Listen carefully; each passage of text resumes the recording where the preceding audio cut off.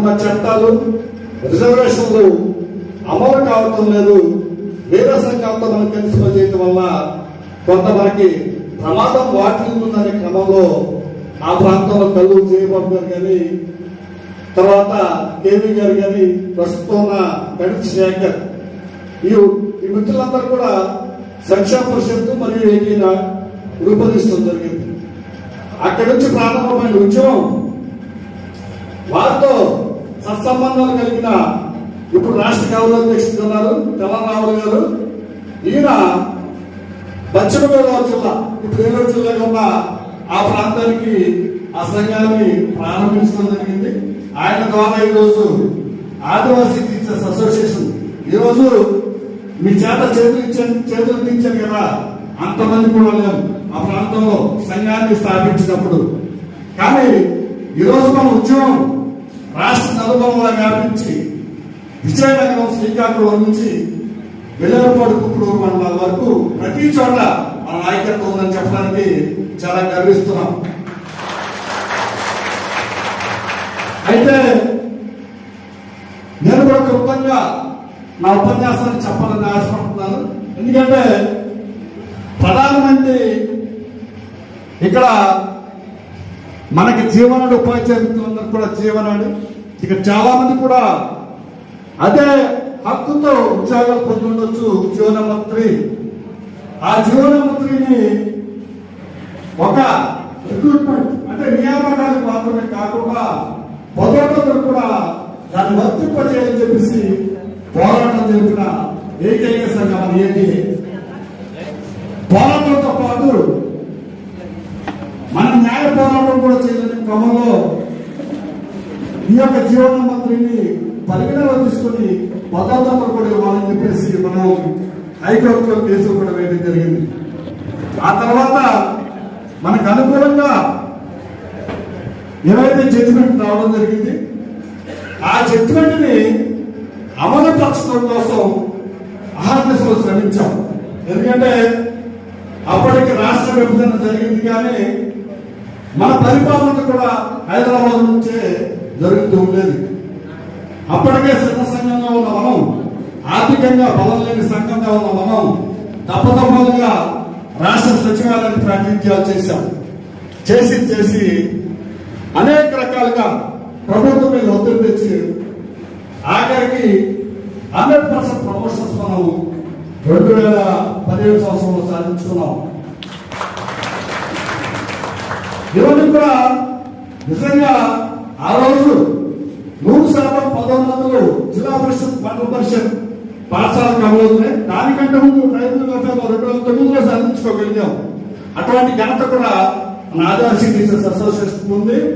తర్వాత మరి ముఖ్యంగా చెప్పాలంటే ఇప్పుడు మనం చాలా క్రిటికల్ పొజిషన్ ఉన్నాం, క్లిష్టమైన పరిస్థితుల్లో ఉన్నాం. ఎందుకంటే సుప్రీంకోర్టులో జీవో నెంబర్ 3ని కొట్టివేయడం జరిగింది. ఆ రోజు నుంచి ఇప్పటి వరకు కూడా దాని స్థానంలో ప్రత్యామ్నాయంగా ఏది కూడా ప్రభుత్వం చేయడానికి ఆలోచన చేయలేదు. గత ప్రభుత్వాలు కూడా చాలా ప్రతిసారి రాష్ట్ర విభజన తర్వాత ప్రతిసారి సెక్రటరీకి వెళ్తే ప్రిన్సిపల్ సెక్రటరీ కానీ, మినిస్టర్ కానీ, అప్పుడు పనిచేస్తున్న పుష్పశ్రీ వాణి గారు మినిస్టర్ గారు, వాళ్ళందరికీ తప్పతప్పాలుగా చాలా ప్రాతినిధ్యాలు చేశాం. ఆఖరికి ఈ జీవనముక్తి స్థానంలో ప్రత్యామ్నాయం చేయాలని చెప్పేసి ఒక కమిటీగా ఏర్పడ్డాం మేము. అంటే మన ఉపాధ్యాయ మిత్రులు మనలోనే, అంటే అంత పరిజ్ఞానం నాకైతే లేదు. ఎందుకంటే రాజ్యాంగ పరిజ్ఞానం కలిగిన వ్యక్తులు మనం మన ఆదివాసీ మిత్రులను కూర్చోబెట్టి మాట్లాడుకొని భవిష్యత్తులో న్యాయపరమైన అడ్డంకులు లేకుండా, ఎవరు దీన్ని ప్రశ్నించదగ్గ లోటుపాట్లు లేకుండా చేయాలని క్రమంతో మనకి రాజ్యాంగం కల్పించిన 244 ఆర్టికల్ ప్రకారం దాని ఒక జీవ రూపంలో కాకుండా చట్ట రూపంలో మార్చి మాకు కల్పించమని దఫదఫాలుగా ప్రాతినిధ్యం చేశాం. ఇంకా అప్పటికే ప్రభుత్వాలు నియమేషాలు లెక్కిస్తుందని చెప్పి చూసి ఆఖరికి సుప్రీంకోర్టు జడ్జిమెంట్ రాగానే 2020 సంవత్సరం జూన్ 16-17 తారీఖులో మనం రాష్ట్ర బంద్ పిలిపించాం. మీ అందరికీ గుర్తుంది కదండి ఆ విషయం. రాష్ట్ర వ్యాప్తంగా 2 రోజులు మనం బంద్ పిలిపించాం. బంద్ పిలిపించినప్పుడు అప్పటి మా పోలవరం ఎమ్మెల్యే తెల్లం బాలరాజు గారు మమ్మల్ని అందరూ ఆహ్వానించి మీరేం చేయాలనుకుంటున్నారు, మీ అభిప్రాయాలు చెప్పండి అన్నాడు. మాకైతే జీవో అవసరం లేదు, ఎందుకంటే ఈరోజు వన్ ఆఫ్ సెవెంటీ యాక్ట్ కానీ పీసర్ యాక్ట్ కానీ రాజ్యాంగ పరంగా మాకు కల్పించబడిన హక్కులు కాబట్టి వాటిని ప్రశ్నించే హక్కు ఎవరికి లేదు కాబట్టి ఆ క్రమంలోనే ఏజెన్సీ ప్రాంతంలో ఉద్యోగాలన్నీ కూడా స్థానిక ఆదివాసులకి కేటాయించాలనే ఒక చట్టాన్ని చేయండి. దానికి మీరు ఏం పేరు పెడతారో మీ ఇష్టం పెట్టుకోండి, కానీ మేమైతే దానికి ఏజెన్సీ ప్రాంత ఉద్యోగ నియామక చట్టం అని పేరు పెట్టి చట్టం చేయమని చెప్పేసి కోరటం జరిగింది. ఆ క్రమంలోనే 2020 జూన్ 19న టిఎస్సి సమావేశాన్ని ఏర్పాటు చేశారు, ట్రైబల్ అడ్వైజరీ కౌన్సిల్. ఆ టిఎస్సి సమావేశాన్ని ఏర్పాటు చేసి మనం ఏదైతే డ్రాఫ్టింగ్ ఇచ్చి పంపించామో ఏజెన్సీ ప్రాంత నియామక చట్టం, దాన్ని మనం ఖచ్చితంగా న్యాయంగా ఇబ్బందులు కలగకుండా ఆదివాసీ సమాజానికి ఉపయోగపడేలా ఉంటుందని చెప్పేసి మనం తెలియజేసామో అదే అంశాన్ని వాళ్ళు టిఎస్సి సమావేశంలో చర్చించి రాబోయే రోజుల్లో చట్టం కానీ కొత్త చట్టం కానీ లేకపోతే 241లో పేరా 5(1) కానీ 5(2) ప్రకారం కానీ 5(1)లోనేమో ఇంక్లూజన్ చేయాలి, 5(2)లోనేమో కొత్త చట్టం చేయాలి. ఈ రెండింటిలో ఏదో ఒకటి చేస్తామని చెప్పేసి చేయాలని చెప్పేసి ఆ టిఎస్సి సమావేశంలో నిర్ణయించారు. దానికి అడ్వకేట్ జనరల్ కూడా ఆ రోజు సానుకూలంగా స్పందించారు. దాన్ని తర్వాత మళ్ళీ మంత్రివర్గ మార్పుల్లో ఉప ముఖ్యమంత్రిగా రాజేందర్ గారికి ఇవ్వడం జరిగింది. ఇంతవరకు మన పోరాటాలన్నీ పుష్పశ్రీ వాణి గారితో జరిగినాయి. ఆ తర్వాత మళ్ళీ మన రూట్ మార్చుకున్నాం. ఎందుకంటే మనకి ఆ 5 సంవత్సరాల పాటు ఒకే వ్యక్తి ఉంటే మనం చెప్పిన విషయం అర్థమవుద్ది, దాన్ని ఆచరించడానికి ఆలోచన చేస్తారు. కానీ రాజేందర్ గారు మాత్రం వల్ల మళ్ళీ మనకు వచ్చిన పోరాటం. అలాగా రాజేందర్ గారు కూడా చాలాసార్లు ఆయన సొంత నియోజకవర్గంలో అమెరికాని తీసుకుని మన రాష్ట్ర ప్రధాన కార్యదర్శిని తీసుకుని వెళ్ళి కలవడం జరిగింది. ఆయన చాలా అనుమానాలు వ్యక్తం చేశారు. లాభం లేదు, ఇటువంటి వ్యక్తి యొక్క మనసు మార్చాలనే ఉద్దేశంతో మనకి న్యాయపరమైన సలహాలు ఇస్తూ ఉంటారు. అడ్వకేట్ హైకోర్టులో పనిచేస్తారు.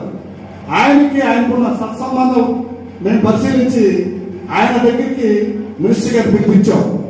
మేమందరం కలిసి మినిస్టర్ గారి దగ్గరికి వెళ్ళి సాధించే పరిస్థితి ఉన్న పరిస్థితుల దృష్ట్యా ఎటువంటి ఆటంకం రాదు, చట్టం చేయడం వల్ల ఏ నష్టం లేదు. ఆ రోజు సుప్రీంకోర్టులో దీన్ని 309 ఆర్టికల్లో చేయడం వల్ల నష్టం వచ్చింది కాబట్టి దీని వైపుగా ముందడుగు వేయండి అని చెప్పేసి ఆయన ద్వారా న్యాయ సలహాల ద్వారా ఆయన ఇప్పించడం జరిగింది. ఆయన మనసు మారుతూ ఉన్న క్రమంలో ప్రభుత్వాలు మారిపోయింది. కాబట్టి మిత్రులారా, ఈ రోజుకి ఎప్పటికీ మన డిమాండ్ ఏంటంటే ఈరోజు మన సమాజం తీవ్రమైన నష్టాన్ని చవిచూసింది. దానికి కారణం దానికి ఏంటో మీకు అర్థమై మొన్నటి డిఎస్సిలో రాష్ట్ర వ్యాప్తంగా ఉపాధ్యాయ ఉద్యోగాలు షెడ్యూల్ ప్రాంతంలో 3,500 ఉద్యోగాలు ఉంటే ఈ రాష్ట్ర గిరిజన సంక్షేమ శాఖ మంత్రి గారు ఎవరు జాబ్ స్టేట్మెంట్ ఇచ్చారండి? మనకి జరిగిన నష్టం ఏమనదో మనకే ఉంటాయి, మీరేం కంగారు పడదని చెప్పేసి మన బుజ్జగించి డిఎస్సి నోటిఫికేషన్ ఇవ్వడం జరిగింది. ఆ డిఎస్సి నోటిఫికేషన్ లో మనం అడిగాం, షెడ్యూల్ ప్రాంతంలో ఉద్యోగాలను కూడా ఎక్స్క్లూడ్ చేయండి. ఎప్పుడైతే డిఎస్సి నోటిఫికేషన్ వాటికి కలిపి నోటిఫికేషన్ ఇస్తారో ఇచ్చిన తర్వాత మనం తర్వాత వాటిని మినహాయిస్తే అభ్యర్థులు కోర్టుకి వెళ్ళే అవకాశం ఉంటుంది. కాబట్టి అలా ప్రకటించకుండా షెడ్యూల్ ప్రాంతాల ఉద్యోగాలను మినహాయించండి అని కోరాం. అయినా సరే మన ఆదివాసుల యొక్క గోడుని వినిపించుకోకుండా రిక్రూట్మెంట్ నోటిఫికేషన్ ఇవ్వడం జరిగింది. దానివల్ల ఈరోజు మనం రాష్ట్ర వ్యాప్తంగా 3,500 ఉద్యోగాలు ఉంటే అందులో 6% 150 ఉద్యోగాలు మాత్రమే మనం సాధించుకోగలిగాం. అందరూ కూడా అచ్చమైన ఆదివాసీకి రాల ఉద్యోగాలు. మనకంటే ముందుగా అడ్వాన్స్ గా ఉన్న అనేక తెగలు ఉన్నాయి. ఆ తెగలన్నీ కూడా మన ఉద్యోగాలు గంటల్లో ఎత్తుకుపోయి ఇంకా 3,350 ఉద్యోగాలు నాన్ ట్రైబ్స్ ఇవ్వడం జరిగింది. కాబట్టి మిత్రులారా, ఇప్పటికీ మన సమాజానికి మనం తెలియజేసిన అవసరం ఏంటంటే, ఉపాధ్యాయులుగా మేము పోరాటమే కాదు, ఉపాధ్యాయులుగా మేము పోరాడితే కొంతవరకు ఫలితాలు వస్తాయి. ఏదైతే అవసరం కలిగిన వ్యక్తున్నారో, ఏదైతే సమాజానికి అవసరమో వాళ్ళందరినీ మనం మోటివేట్ చేసి ఉద్యమాన్ని నడపాల్సిన అవసరం ఉంది. ఆ క్రమంలోనే సంక్షేమ పరిషత్ కూడా మన వెన్నుదన్నుగా ఉంటూ అనేక ఉద్యమాలు నడిపిస్తుంది. ఇలాగా చెప్పుకుంటూ పోతే చాలా ఉన్నాయి. ఇటీవల మొన్న జూలై 22వ తారీఖు బహుశా ఈ రంపచోళం ఎప్పుడు వచ్చారు ముఖ్యమంత్రి గారు? 24 అమ్మఒడి తల్లికి వందనం వచ్చారు. తల్లికి అదే డేట్ 24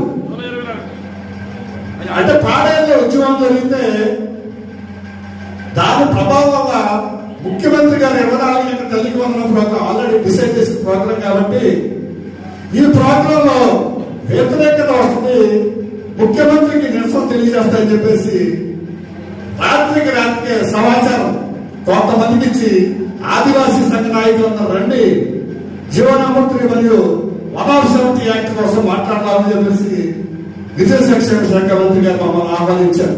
అది కూడా ప్రత్యక్షంగా ఒక ఆహ్వానం రాలే, ఎవరెవరో చెప్తున్నాం. ఆ రోజు కూడా ముఖ్యమంత్రి గారు కానీ మినిస్టర్ గారు కానీ ప్రిన్సిపల్ సెక్రటరీ ఎన్ఎం నాయకులతో మాట్లాడింది ఏంటంటే, మేము వేరే ప్రత్యామ్నాయాలు వద్దు, జనాభా ప్రాతిపదిక మాకొద్దు. ఎందుకంటే మీరు అధికారులుగా ఉన్న మీరు మాకు ఏర్పాటు చేసిన 170 యాక్ట్ మీరు తొమ్మిదిలో తొక్కారు. షెడ్యూల్ ప్రాంతంలో నాన్ ట్రైబల్ నివాసం ఏర్పాటు చేసుకోకూడదు, షెడ్యూల్ ప్రాంతంలో వలస రాకూడదని చెప్పేసి చట్టాలున్నా సరే మీరు వాటిని తొమ్మిదిలో తొక్కి నిన్నకుండా ఊడుకుండి నాన్ ట్రైబ్స్ రావడానికి మీరు అనేక రకాలుగా సహకరించారు. కాబట్టి మేము జనాభా ప్రాతిపదికన మేము ఒప్పుకోం. ఎందుకంటే మీరు 170 యాక్ట్ ని పీస్ యాక్ట్ ని ఖచ్చితంగా అమలు పరుచుంటే గిరిజనేతర జనాభా ఇక్కడ పెరగకుండా ఉండేది. వాళ్ళు రావటం వల్ల ఈరోజు మేము పెరిగాం, మాకు కూడా ఉద్యోగాలు కావాలి, నిష్పత్తి ప్రకారం అడుగుతున్నారు. కాబట్టి మేమైతే దానికి ఒప్పుకోం. చట్టం ఏదైతే చెప్తుందో, రాజ్యం ఏదైతే చెప్తుందో దాని ప్రకారమే గతంలో ఉన్న విధానంగానే 100% ఉద్యోగాలన్నీ కూడా మాకే ఇవ్వాలని చెప్పేసి ఘంటాపదంగా మంత్రి గారి సమక్షంలో మాట్లాడడం జరిగింది. అదన్నీ ఎందుకు చేస్తారని ఇప్పుడు నేను ఆలోచిస్తే, ఈ ఉద్యమ నాయకులు సంఘ నాయకులందరూ కూడా 24న ముఖ్యమంత్రిని ముట్టడించుకుంటా ఉండటం కోసమే చేశారేమని చెప్పేసి నా ఆలోచనని. ఆ రోజు మంత్రి గారు ప్రిన్సిపల్ సెక్రటరీ గారు మాట్లాడింది ఏంటంటే, ఆగస్టు 9న చెప్తాం, మీకు మంచి సమాచారం ఇస్తాం, మీకు శుభవార్త చెప్తాం అని చెప్పేసి ఆ సమక్షంలో మాట్లాడారు. ఏదండి ఆగస్టు 9 వెళ్ళిపోయి ఇవాళ ఎన్నో అవుతుంది, 13 రోజులు అయింది. ఆగస్టు 9 కాదు కదా, ఎన్ని ఆగస్టు 9 తెలిసినా సరే మన హక్కులు మనకివ్వడానికి ఈ ప్రభుత్వం ఆలోచన చేయట్లే.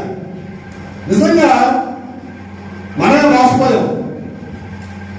ఎన్నికల ప్రసారం వచ్చిన ముఖ్యమంత్రి గారు ఏం చెప్పారు, పాడేల్లో అరకులు ఏం చెప్పారు, ఈ జీవనమంత్రి తీసుకొచ్చింది నేనే, నాకు సమస్తం తెలుసు, మీకంటే నేను చెప్పేసి ముఖ్యమంత్రి గారు చెప్పారు.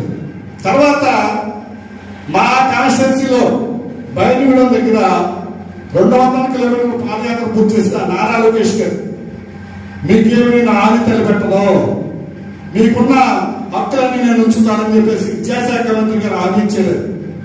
ఆ తర్వాత ఒకరోజు ముఖ్యమంత్రి గారు పాడేరు సమావేశంలో ఏమైంది, ఆదివాసీ దినోత్సవం అక్కడ రాష్ట్రాల్లో నిర్వహించడానికి ప్లాన్ చేస్తే అక్కడికి వచ్చిన ముఖ్యమంత్రి గారు చాలా చక్కగా మాట్లాడారు. ఏమన్నాడంటే, ఎమ్మెల్సీ ఎన్నికల కోడ్ ఉన్నందున నేను ఈరోజు మీ ఆదివాసుల జీవనమంత్రి కోసం నేను ఏ ప్రకటన చేయలేకపోతున్నాను, ఖచ్చితంగా మీకు నేను చేసి పెడతా అన్నాడు. ఇవన్నీ జరిగిపోయి చూస్తూ హక్కుల్ని వాళ్ళు దోచుకుంటున్నారు. దీనికి ప్రధానమైనది ఏంటంటే మనలో ఉద్యమ స్ఫూర్తి లేకపోవడం వల్ల ఇది జరుగుతుంది. కాబట్టి మరీ ముఖ్యంగా మన ఉపాధ్యాయ మిత్రులు తెలియజేసేది